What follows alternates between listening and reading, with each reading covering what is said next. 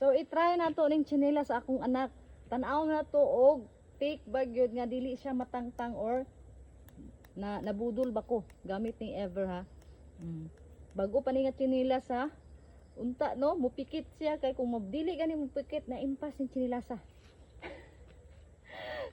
Sorry na lang tsinelas. Hala, tanawa nang. Di gani mo pilit ni imano gini ron. Naputol.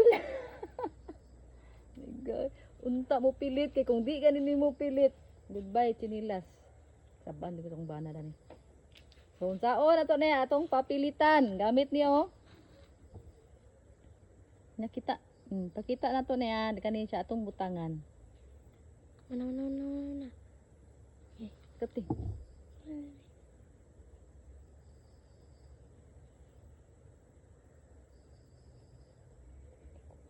10 seconds man daw or pila ka minuto.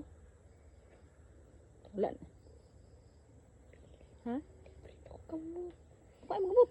Natanawa iyang kamot ipilit agaga. Ano gibutang nimo imong kamot? Natanawa ang kamot sa akong anak ang ipilit. Okay, tanawa 10 seconds lang. Iyang kamot ipilit sa akong anak. Pinapigata. Nya na. Ato sang ipakuad jud kung di ba jud siya mo tangtang. Pagkahiyon sa nato. Ang gani kani isa Ay salamat ipilit siya. Ay kung wala ni nipilit, impas. Sabaan gyud kung bana dan eh. Tanawang tsinelas. Tanawang tsinelas be. Binatag yun. Tanawang tsinelas. Gibinat na kayo na nako ah. Ingon nga di wipers oh. Nakita na mo na. Grabe ka legit gyud siya. Grabe ka legit oh, gahi kayo. Na.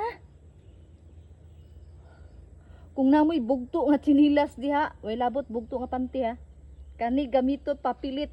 Mga baba nga marites diha, pwede po ni siguro papilitan. Oo, buak nga baso, buak nga plato, kanang plato nga plastic or ceramic, pwede ni pandikit. Legit gyud siya. Dili ra kay sa sample na ko nakita ha. Oo, tanawa na. Legit kaayo. Grabe ka legit. Tawa kong kamot. Legit gyud siya nga makapilit goma, plastic o mga ceramic or mga buak nga baso. Tanawa be. Wa gyud be oh. Palit na mo ani, legit gyud kayo.